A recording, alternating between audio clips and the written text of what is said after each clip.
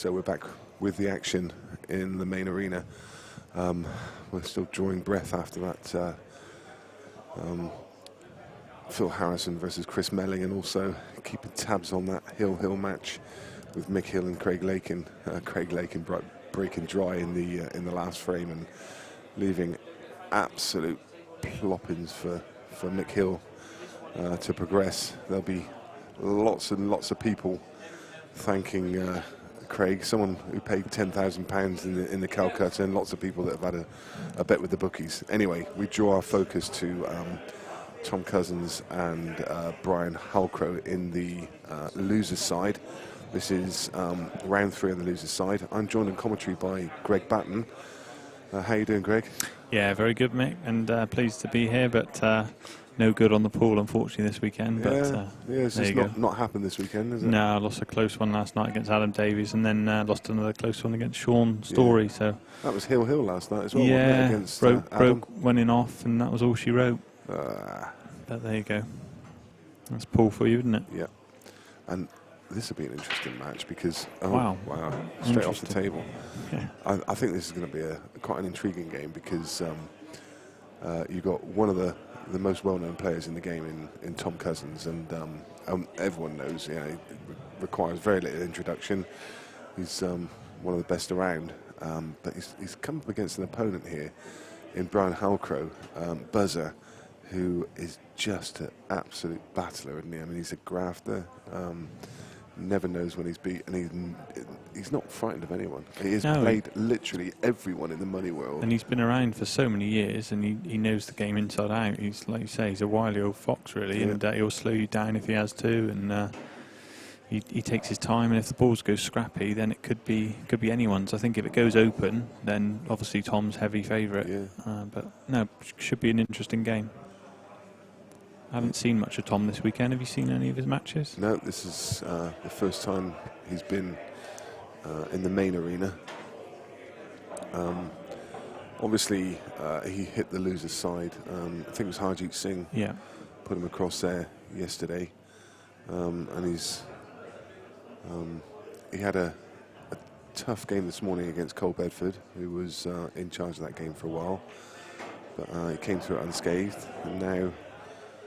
Here he is back on the bays, facing Brian. Wouldn't be at all surprised if these two have played each other at some point in the past. As I say, Brian, I've seen him play money matches against Farnsworth and win them. Seen him play money matches against Chris Melling. Just, it doesn't seem to shy away from anybody. Really rates himself. He's got a club up in the northeast. I think it's called Buzzers. Yeah, I think you're right. As it is, Tom's making light work of these in the first frame. Capitalising on Buzzard's break and white off the table. Still got his 2, I believe. Yeah.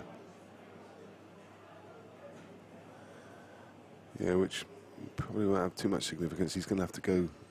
He's going to have to go for this pot. There's no way of laying up and hanging onto the white. So probably use the yellow on the side rail just to slow the white down. Yeah, nicely done. Nice pot. So early honours and 1-0 to Tom Cousins. There's every table in the arena is active. If you would like to, if you want to see any of those scores, then you can catch up with all of them on qscore.com.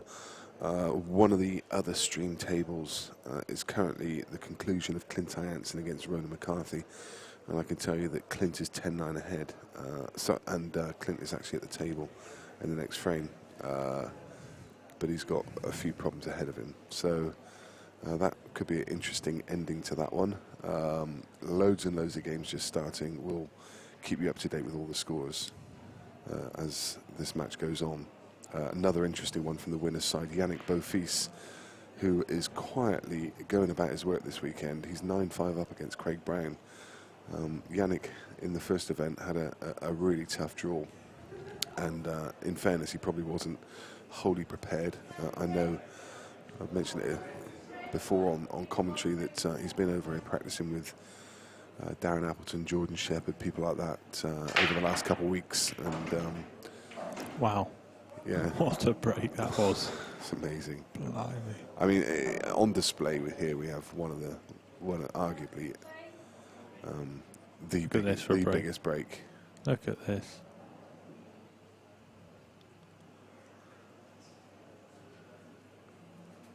What a great replay, great slow-mo. Wow. I mean, it's there's something quite industrial about it. It's just brutal. It's the sledgehammer. Just to generate that kind of power and control.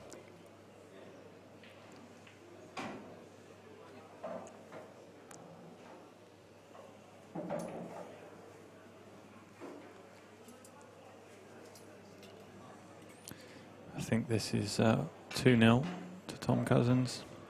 He's not going to miss from here. Yeah, it's going to be 2-0 and Buzzers had one shot with the white ball off the table. Nothing he can do but sit and watch. Tom is the kind of player that, I mean, you just wouldn't put him past it.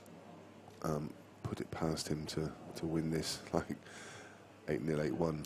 But equally, no. it could be a really tight game. Brian has got the game to compete. So Clint broke down in that crucial frame across on the other stream. I'm just keeping half an eye on that at the same time. It's Ronan at the table to make it hill. Clint already having a much better showing than he did in event 1. He played 2, lost 2 in event 1.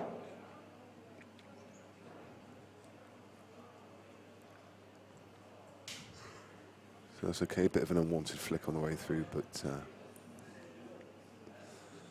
he's still fine.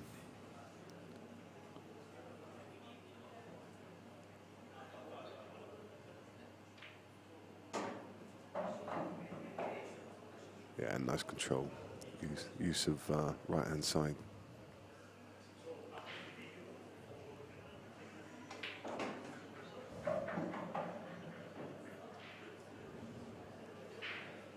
Playing really smoothly as Tom.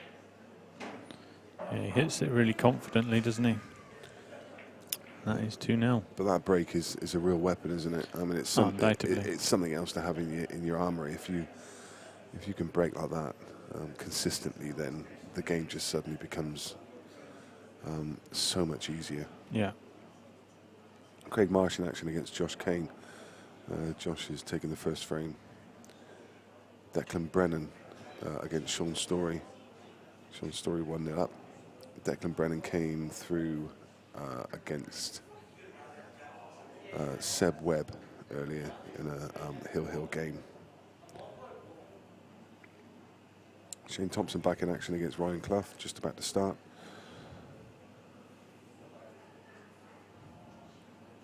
Lee Clough and Andy Barber. Lee Clough 1-0. So all early games. Dylan Leary is trailing Jimmy Croxton 9-8.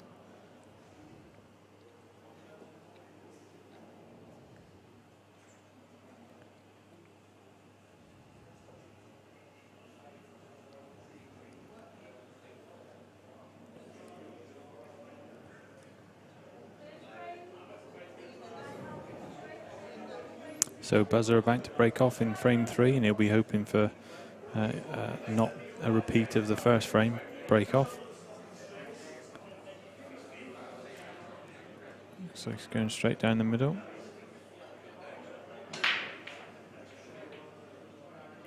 And you can see the difference in break in terms of power between his and Tom's.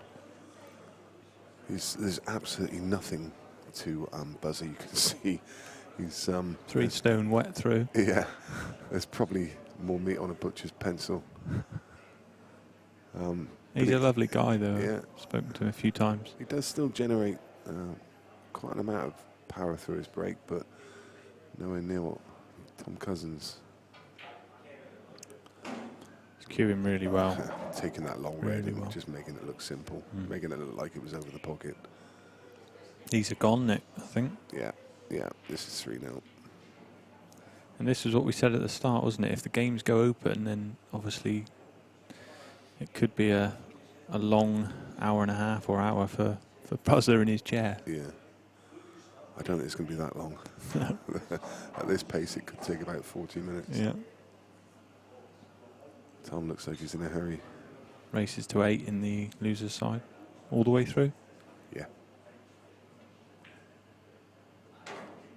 He's got the pace of this table perfectly, isn't he, as well? Has he played on this weekend? No, not at all. And that's the one thing about it. I mean, we've seen quite a few players, Farnsworth and Whelan, especially so yesterday, really struggling with the pace. I have to tell you that this table does play substantially different to the other tables in the main arena. It's a different atmosphere in here. It's very different lighting, all the cameras around it, and the table plays differently. But Tom, like he's in his back garden. Yeah. The best players do adapt within no time at all, don't they? Yeah, and he's very relaxed anyway, isn't he? Off the table, he plays as if he ain't got a care in the world. Oh yeah. Almost looks like you got to prod him to wake him up to take this his break. Yeah. He's generally a relaxed character anyway. Yeah. One of the hardest people to ever interview. Yeah. You know. How'd you feel you played He's there? He's a man of few words, isn't he? How'd you feel you played in that one, Tom? Yeah, all right. He's a top guy, though. He really is. But yeah, I know what you mean.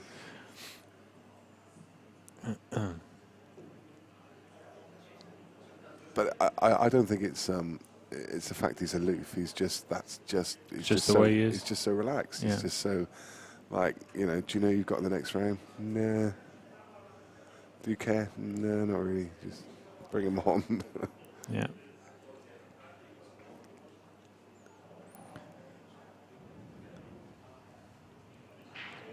Jack Whelan's 1-0 up against Stefan Rosidi. Josh Kane's gone 2-0 ahead against Craig Marsh. Declan Brennan, Sean Story 1 apiece. It's an interesting game there. Jake McCartney against Paul Riley.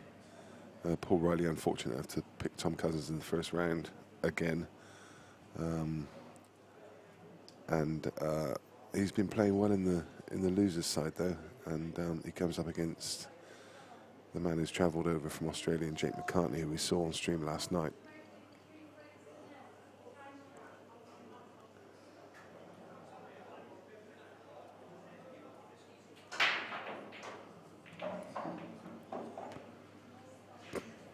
I'm surprised he got a ball.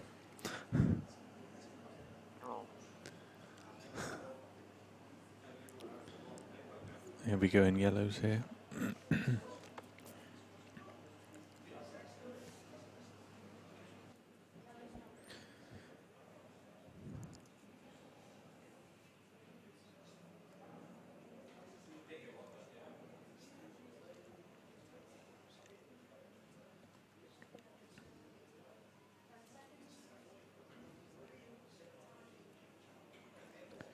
So he's played a nice little cannon there just to free up the awkward yellow closest to the two reds.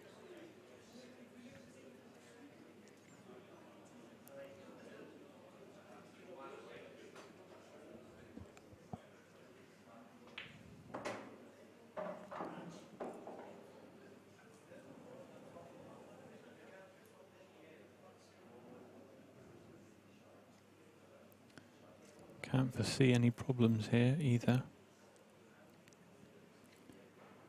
He'll get rid of the yellow he's playing now and then work his way down the table. Wants to finish on the bottom yellow if he can. He's not played that too well. So he's going to have to change his route.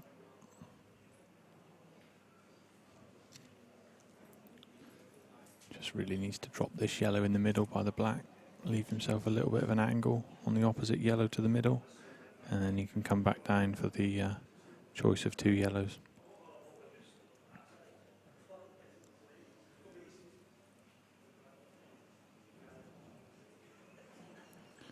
If he's got enough, if he's got too much angle, he'll cannon the reds. There you go, just to hold the white.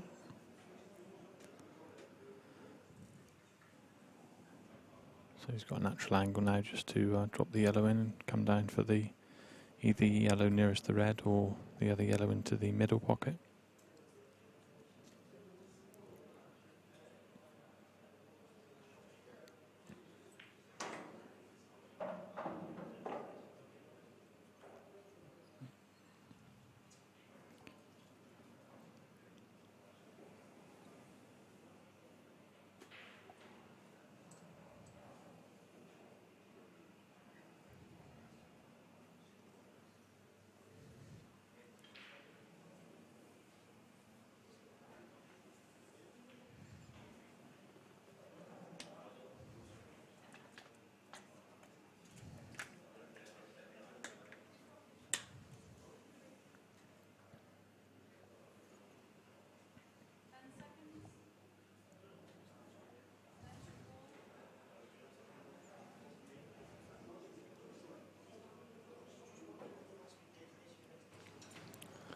So Ronan McCarthy just pulled off a really tough finish. He got himself into a bit of trouble and got himself out of it really well. And that match against Clint Anderson has gone to the hill. And it's Clint's going to break off the decider. Tom's not played a good shot there. He's left himself the wrong angle on the yellow. He's either going to have to screw this in with lots of reverse side. Oh, miscue. I put so much side on it. Well, it should have been 4-0, so Buzzer will be really pleased to be getting back to the table. Yeah, this is the opportunity he needed. In fact, he's only just getting his playing cue out. He's only used his other cue twice. He's just having a bit of a smile because he didn't have it ready. He's not used it yet. He didn't need it. 4th frame. So, yeah, this is the opportunity he wanted, and he's kind of got a bit of a free go at it as well, hasn't he? With Position of the yellow. Yeah, where that yellow's finished, he can go about potting these balls, knowing that if he misses anything, Tom's going to be in trouble.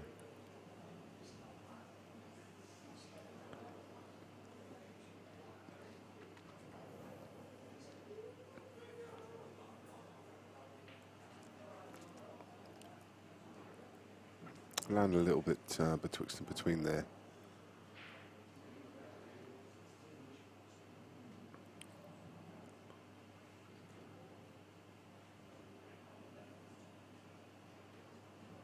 That's nice. Yeah.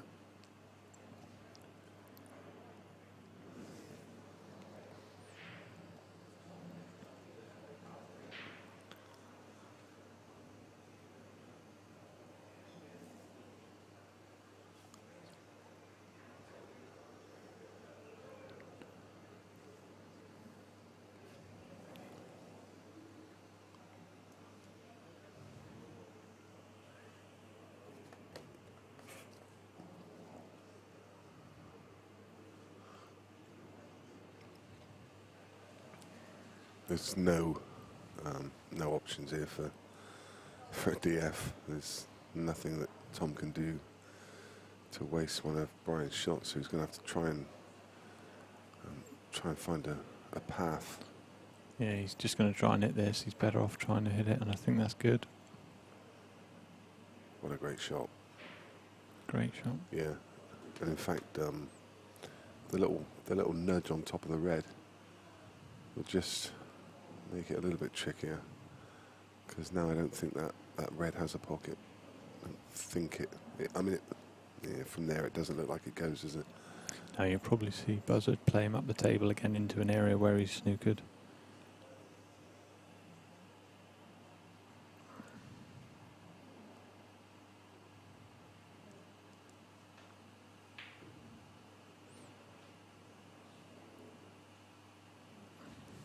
He's not foul snookered this time.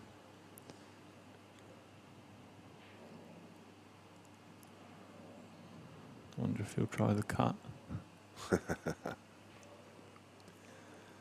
Well, he's got a very, very thin edge to aim at, but parked underneath the top rail. Don't think he'll be doing anything too adventurous.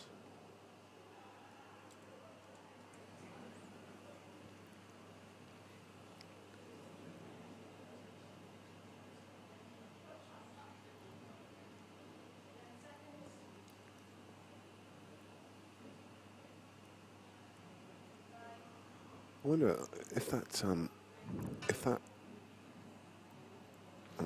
He did try the cut, yeah. but Did.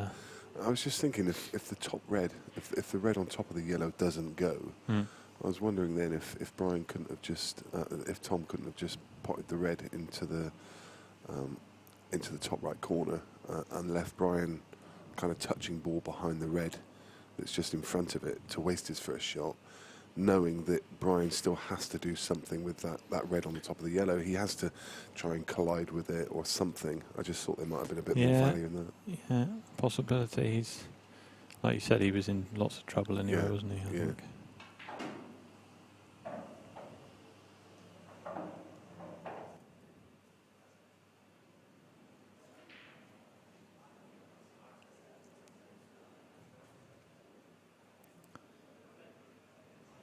Just to keep you updated with some scores, Jack Whelan is 1-0 up against Stefan Rosidi.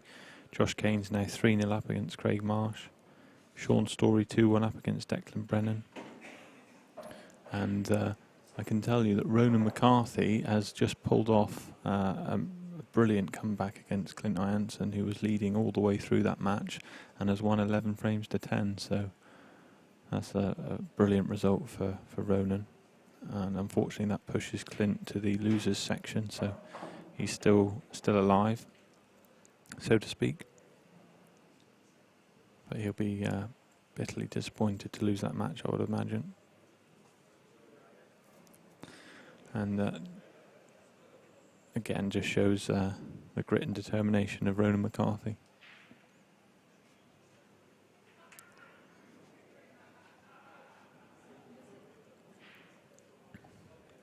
Here they see the difference in players between Tom Cousins and Brian. Brian very much a methodical player, checks everything, double checks it and then checks it again. And that's just his style, that's the way he plays. And it's very effective when he's playing well. He's not played that very well though. Should be alright just to cut this in, but would have liked to have been a bit further down the table.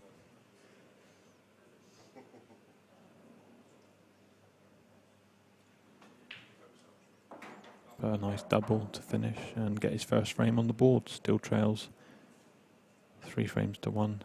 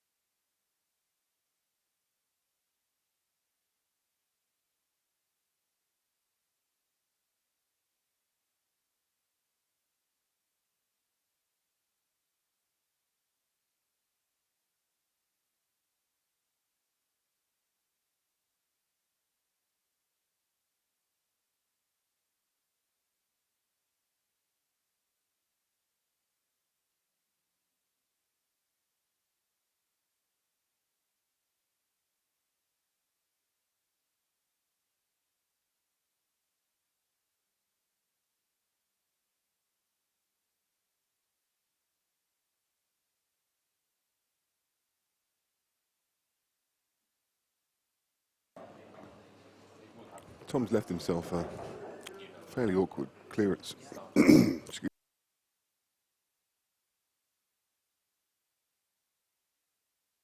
Excuse me. Just saying, Tom's left himself a fairly awkward clearance. The ball just adjacent to the yellow.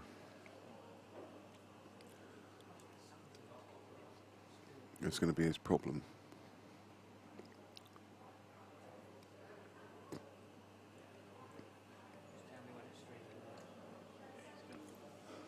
Yannick's now on the hill. 10-6. Jimmy Croxton, 10-8 over Dylan Leary. Adam Marlowe, who I was talking to earlier, is currently 4-2 up over Jeremy Hooper. Adam beat Phil Naylor earlier, so it's a decent win for him. Yeah, because Adam is obviously a non-elite, isn't he? Yeah, yeah, and doing well then. yeah, he's currently 4-2 up against Jeremy, who I saw him play earlier against Darren McVicker, and he was just not at the races. And the next thing I knew, he'd beaten Darren quite convincingly, so like 8-4, I think. So he must have managed to pull himself back together. I think he had a bit of a heavy night last night, and he was a bit ropey when he woke up this morning. There's a few people who had a heavy night last night. Ben Mackey actually forfeited his game earlier because he had a heavy night last night. Really? Yeah. Yeah. He decided to go home. I think Adam Penwell was out, so he decided to take the lift. Adam Penwell was going back. He just wanted to get in his nice, shiny Mercedes AMG. Wow. Probably got back in about an hour and a half. Yeah, they're not slow, are they?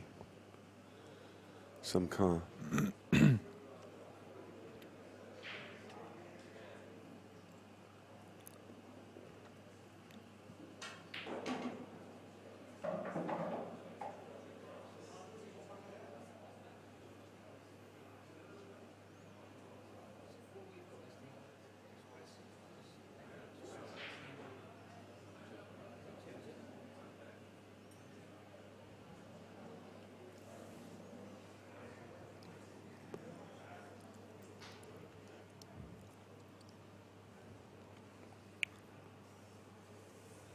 So if Brian can win this, he's effectively back on serve, having been 3-0 down and not looking like he was even going to be in this game. That's how quickly it can change.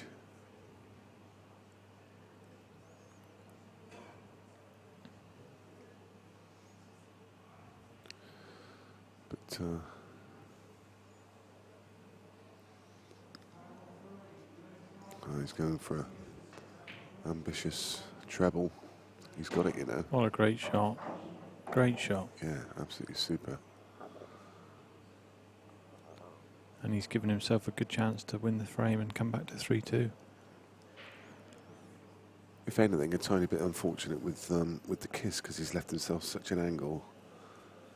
I don't think he can hold. He might have to come off one cushion, come off the side cushion. He has to drop, otherwise it's a foul. He's not hit a cushion. No, and to be quite honest, look at where the white is. He could have hit that a bit harder, really and he would have still been fine. Yeah, I didn't think he could hold, I must admit, but again, he obviously could. As we were saying earlier, Nick, Brian won't have played on this table this weekend, and it's so quick that you end up decelerating if you're not used to it and not hitting the ball like you should, and that can happen. But that's a shame for Brian and his supporters, because obviously he was 3-2, and now it's definitely going to be 4-1. That was a glorious chance. Yeah.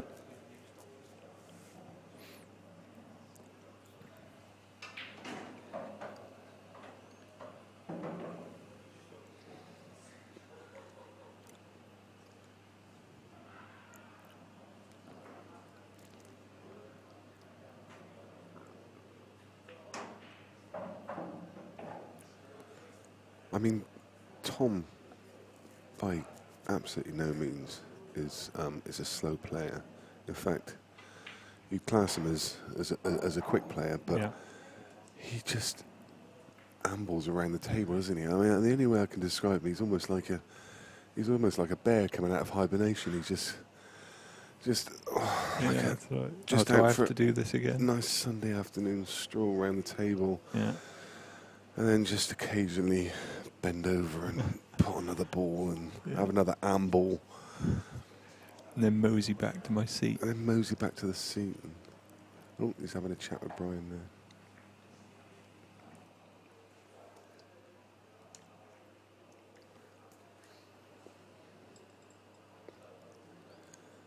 Actually, both of them are two absolute gentlemen of the game. They're, I mean, Brian, who I've met on numerous occasions. I was talking to him this morning actually, and he's just a lovely fellow, and very, very knowledgeable about Paul.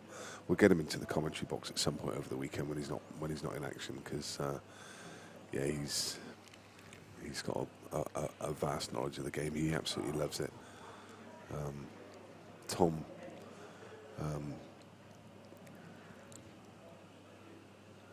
is quite the opposite. He's very, very, very quiet. Difficult to engage him in a long conversation, but he's a really nice guy.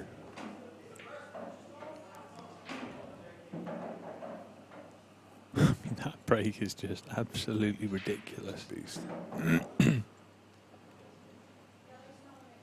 That's why he's one of the best in the world. Because if you break in like that consistently, he doesn't miss anything. You're gonna be so hard to beat. Yeah. It's funny actually when you compare this to the last match. In the last match, you had two absolute contrasts of breaks, and the break really was a big factor in that last game.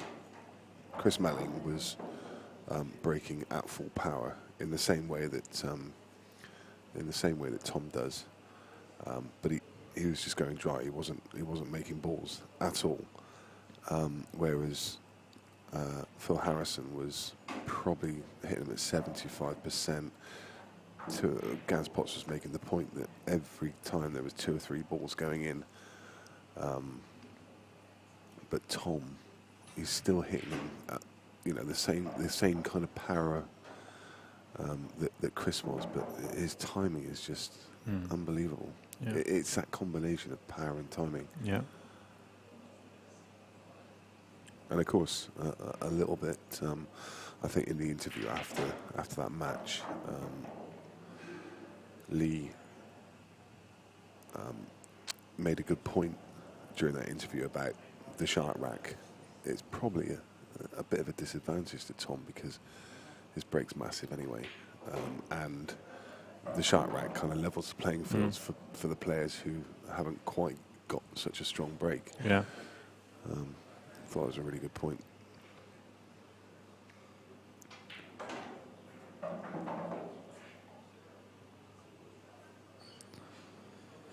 Yannick Bofi's 10-7 up now on Craig Brown. So that practice he's been putting in is clearly doing him a lot of justice this weekend. Yeah. Nick. Yeah. Jeremy Hooper, 5-3 down to Adam Marlowe. Adam Marlowe, non-elite, he's having a good run of it in the losers section. Yeah, I think talking about Adam Penwell, I'm pretty sure Adam bought Yannick. The thing is about Yannick, he goes under the radar in those Calcuttas. I think in the first event he sold for 350.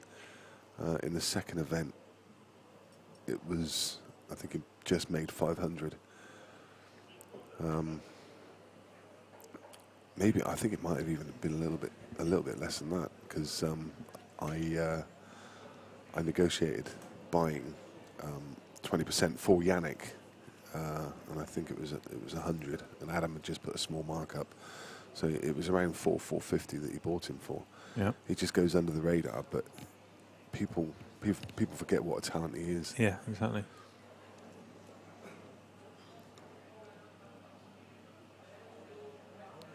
Shane Thompson 2-2 with Ryan Clark. The Tower, Lee Clough is 3-1 up against Andy Barber. He's another one that always seems to slip under the radar and just quietly go about his business. And Joe Prince is having a good weekend. He's currently 3-2 up on Craig Waddingham as well. He's played well.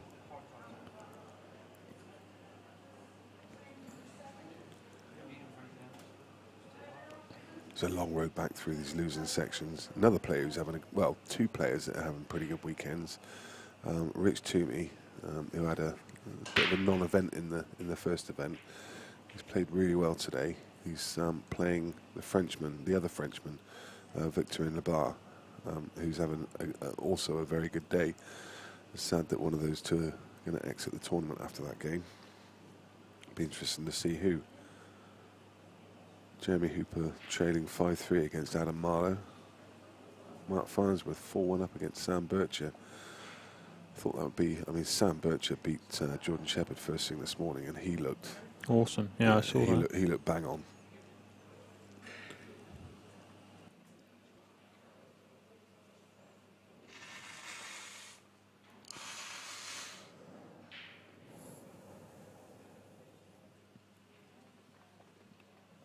So, if you're not aware, we are streaming 4 games all through the weekend, obviously into the semi-finals, until the latter stages. But you can see them all on the Beard Productions channel, and while you're there, please do subscribe to that channel. The games currently available: Lewis Colcutt versus Drew Hughes, Rich Toomey versus Victor Labar, Rob Warren versus Simon Fitzsimmons, and of course the game that you're watching now.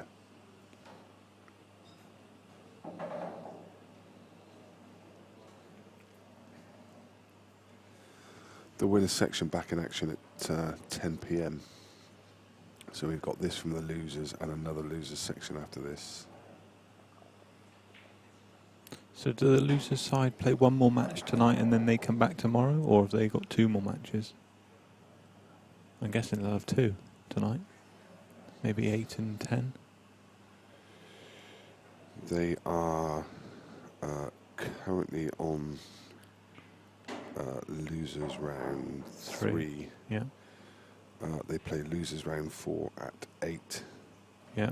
And then winners round 3 will be 10 o'clock, and the losers are back on.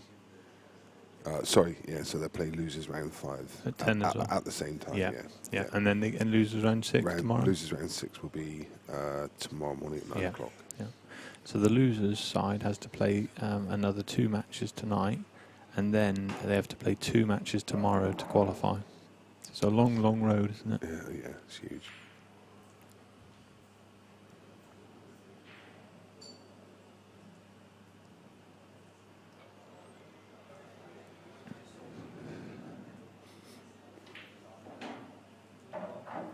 So there's another interesting match coming up in the next round, in the next losers round, and that's going to be Jake Dylan Newlove, who's a player on great form at the moment, and he's playing Jason Shaw.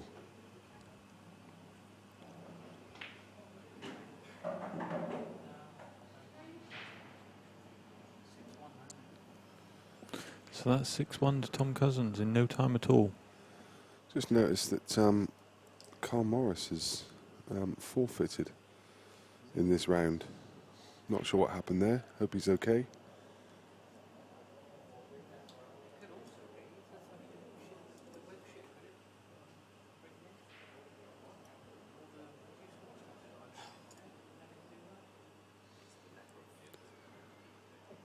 Because Carl lost. He beat Eddie Barker in the last round earlier today, so not quite sure what's happened there. And another forfeit is Abdel Karim Barada, who, that's a bit of an odd one because he's travelled all the way over from Morocco, and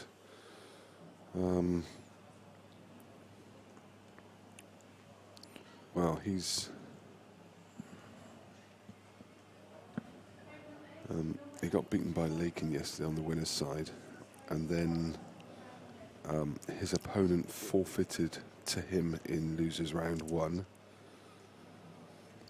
So he had a bye through, and then his opponent forfeited to him in losers round 2. Wow. Because that was Darren Appleton. So he's been forfeited the first 2 losers games, And then he's forfeited his losers round 3. God. So whether it got to the point last night where he lost on the winner's side and thought, I'm just going to get a flight and go home. Yeah, that's probably what's happened. I'm going to get a flight and go home, and he's gone home. And he would have got through 2 rounds. And then he got a walk through the first 2 rounds today. How incredible. You just missed another soft break from Tom.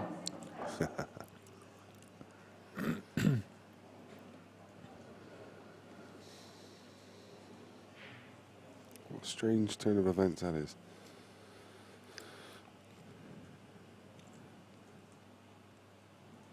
So the winner of this game, now there's one for us for later on. The winner of this game, who currently looks like it might be Tom, Yeah.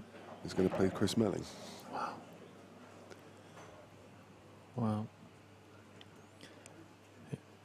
If it is Tom, that would be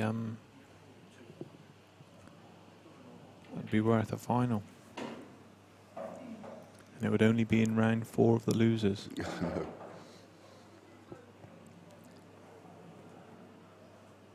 Jack Whelan 4-1 up against Stefan Rosidi. Josh Kane 5-2 up against Craig Marsh. Sean Story 4-2 up against Declan Brennan. That Dylan Leary, Jimmy Croxton game's gone hill. Yeah, and Jimmy was up in that quite a way, I think, or he was leading most of the match. Yeah. The Yannick Bofi's Craig Brown is still stuck at 10-7. I'd imagine Yannick's probably been there for the last 7 minutes queuing up his break. Yeah, he's definitely got the longest break, isn't he? He's the only guy who ever gets a 10-second warning when he's... you literally go into a trance if you start watching it, and you forget what he's doing. That's what he's trying to do. He's trying to hypnotise players. Yeah. I think your 40-minute estimation was about right, Nick. This is for 7-1. Yeah, making it look easy, isn't he? It's that break. Yeah.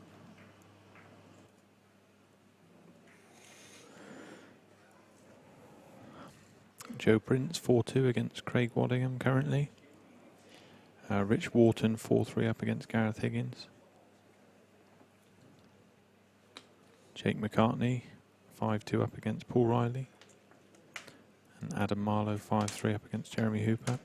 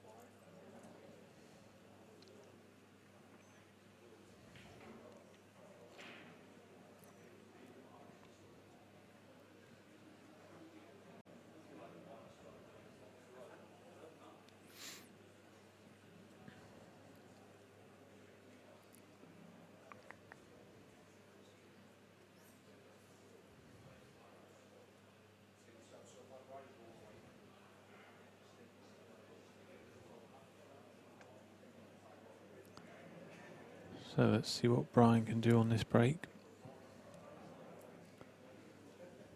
Playing for a bit of pride now, to be honest. 7-1 down. He's almost no chance of winning the match now, but would be nice to get a couple of frames more on the board. And he gave those a bit more, and he's got one. And a bit of a cheer from the crowd as well, which is nice. Brian taking it all in good fun. Yeah, he's having a laugh. Always got a smile on his face. Never seen him downbeat about anything.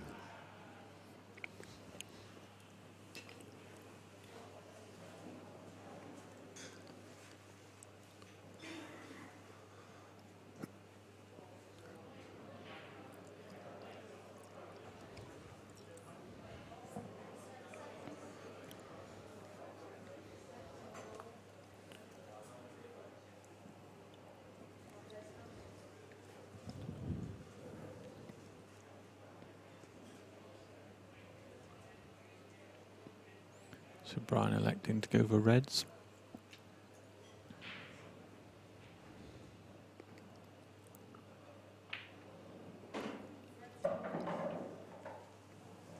Yeah, he would have. I think he would have preferred yellows, but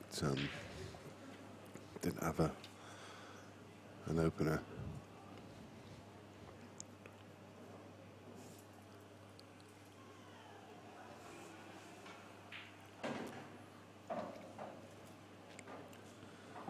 You see use the side kicking in there. There's the right hand side, just to check it off the cushion.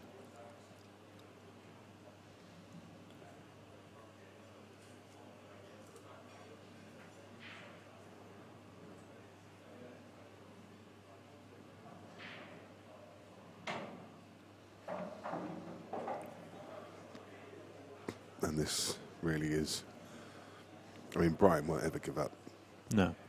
But it really is an exercise in making the score a bit more respectable, because you know it's 7-1 behind. Tom's got too many breaks, Tom's hasn't he? got too many breaks. Yeah. You know, sooner or later he's just going to break dish.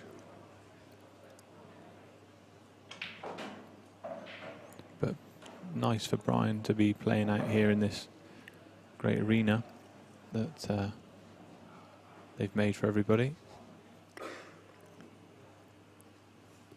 And a good experience as well. So yeah.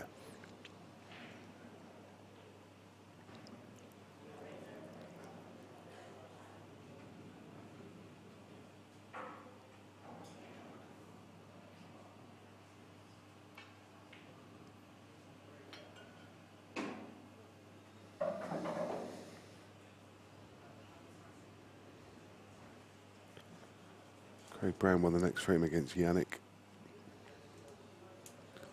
Yannick still just needs one more. Craig Brown needs to win the remaining 3.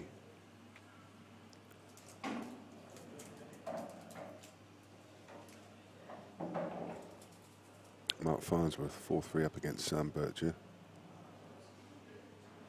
Josh Kane 6-3. Jack Whelan finding life quite easy in this loser section at the moment. He still looks a real threat in this tournament.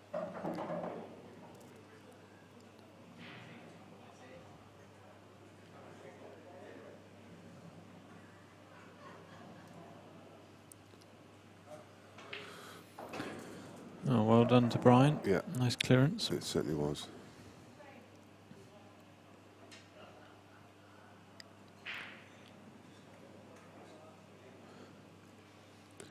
Your referee is Viv Rusco.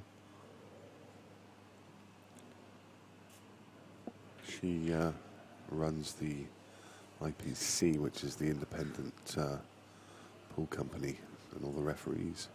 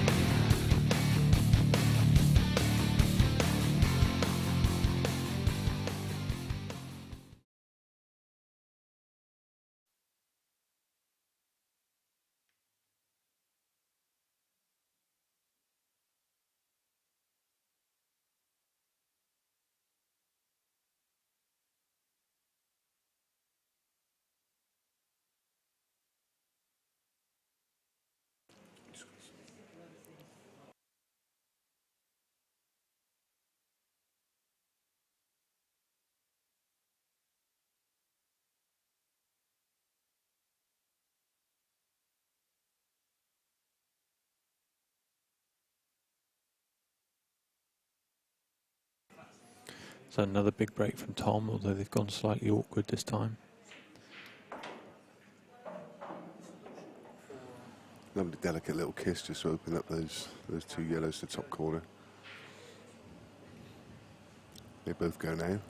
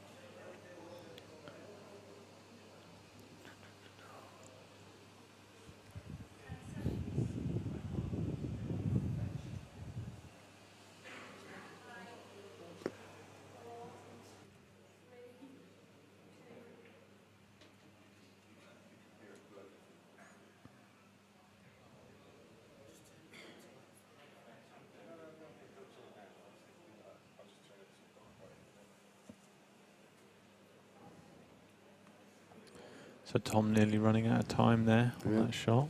Had 2 seconds left before he played it.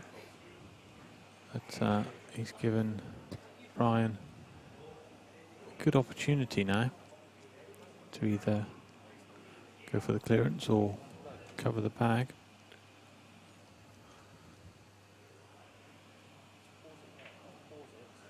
Yeah, I think he's going to be going for this one. I think he has to.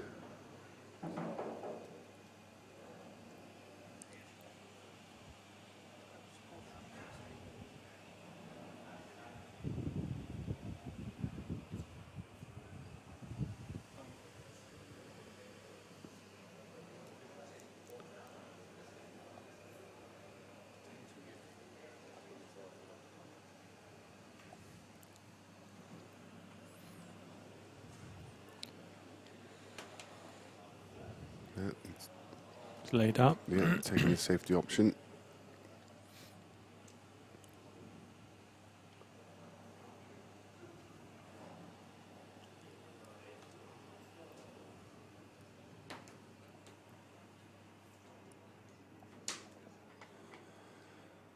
I have to say we're trying to sort out some fans just to move the air around in here. It's stifling today. I think it's going to be worse tomorrow. As the temperature rises outside, it's a underground club. But, yeah, it's been hot this weekend. Tom used his extension, so he needs to be careful. Took the option of a deliberate foul.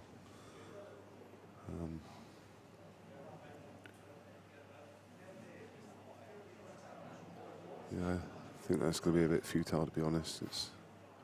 Brian's got an opening shot where he can pop the red to top left and open things up.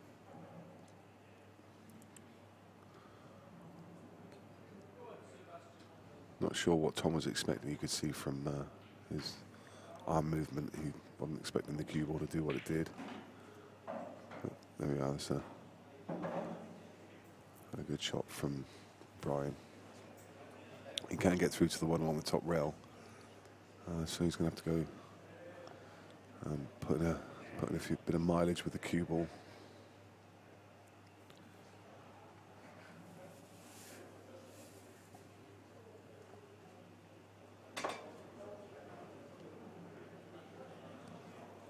Craig Marsh has pulled a few frames back now. He only trails 5-4 against Josh Kane. Jack Whelan's gone off the screen. I presume that means he won 8-1 in about 10 minutes. Yeah.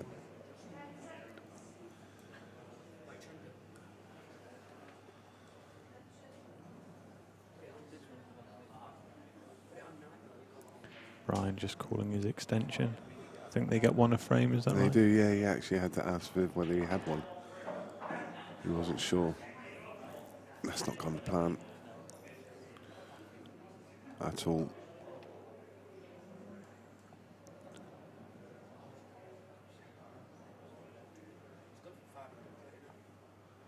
He's still got 2 shots, has he? Yes, from the DF. He's still carrying his 2. So yeah, he can still make something happen here. The problem is the black has only really got one pocket, and that's a difficult one in the top corner bag. Oh, he's missed it. Yeah, I'm not sure that was the right shot, to be honest. Carrying 2, I think I'd have rather seen him try to double the red off the top.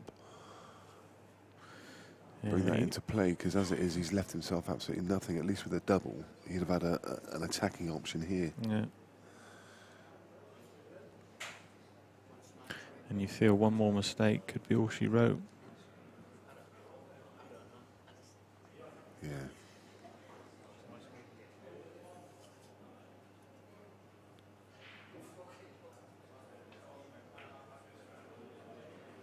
So just trying to play a little containing shot.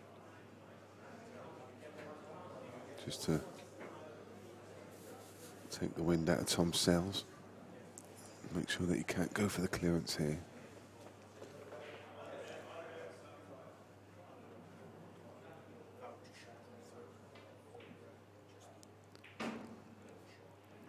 That's a lovely shot. Really is. And giving himself a chance to clear now. Yeah. Just in that one shot, didn't even look like on, did it? No. And now he's got a perfect little angle just to pop this one below the black, and cannon his bad one. Well, he just didn't play that with any conviction, really, did he? No. He needed to cannon into the yellow full ball, which would have pushed the red aside. But he's just glanced it on the way through.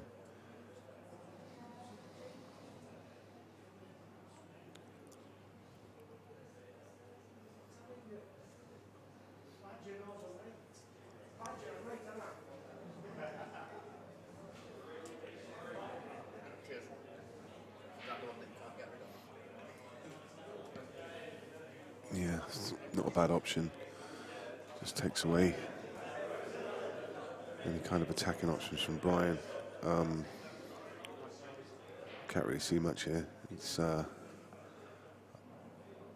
maybe double the red, but I don't think he's got the angle.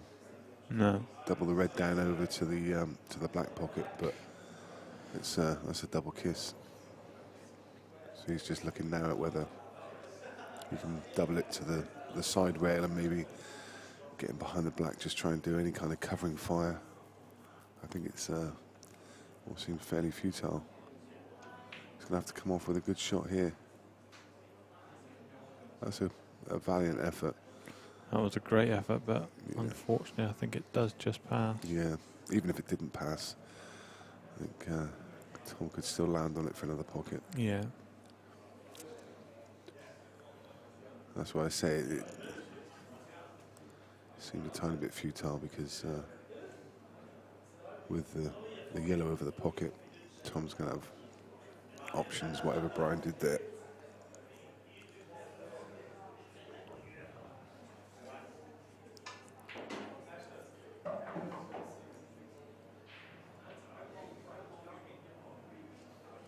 Didn't seem to get the reaction he wanted off of that one. No. I thought as he was playing the shot, he was queuing up to just screw it back 6 or 9 inches for the yellow in the opposite corner. But Yeah. when he played it, I wondered if he just tried to play the stop shot to play it in the middle. But looking at his body language, he didn't. So he's looking at the angle the white ball's going to come off. Pretty sure he's got half a pocket to play that black into, so he just needs to find the gap. Great shot. Yeah, that's a great shot. Play this in the middle again. And looks like an 8-2 victory for Tom if he can just negotiate this black.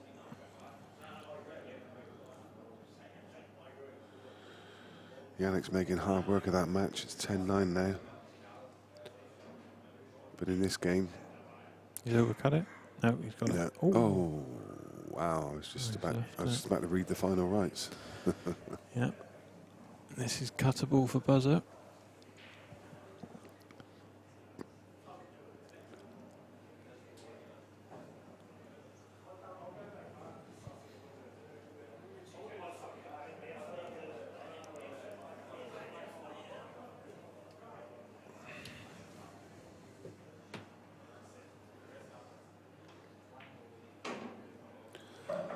So, Brian's going to extend his life in the tournament by at least one more frame. He does have to break in the next. All he can do is take these one frame at a time. Just pounce on any mistake that Tom makes.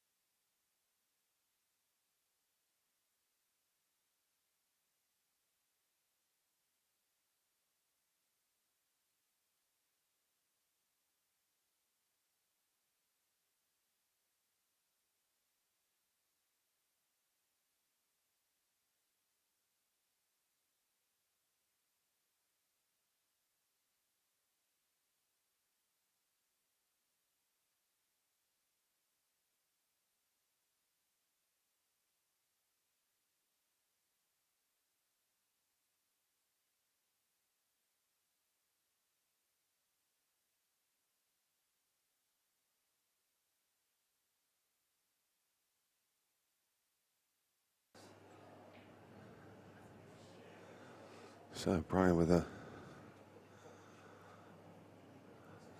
another, well, not a chance, but he's at the table, which is pretty much all he can ask for at the moment. Yeah, that's definitely not what he was after, and that could and should be last rights.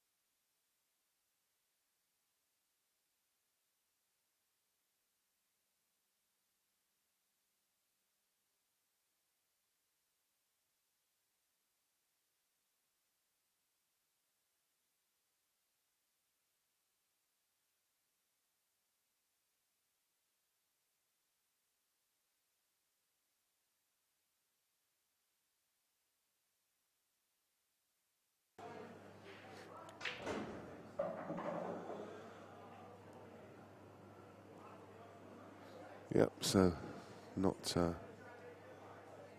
what he was playing, but he's okay. He's left himself a plan. I'm quite fortunate there, really. But anywhere up in that top quadrant was fine.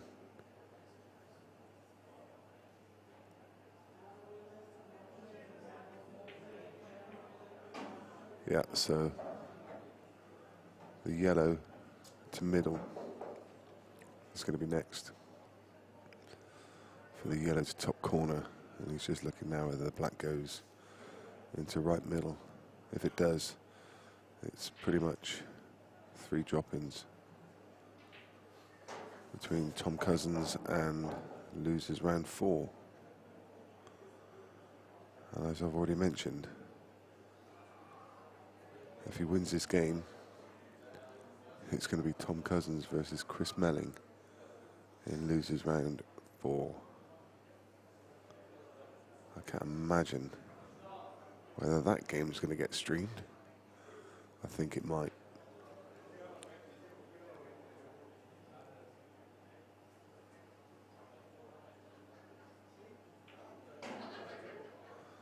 So he decided that it doesn't go to middle, so he's landed on it. Pretty much perfect to bottom corner. So this black, to conclude the match, the players shake hands. Valiant effort from Brian. He is a battler. He'll be back in event number 3. We wish him well. Safe journey home, back up to the northeast.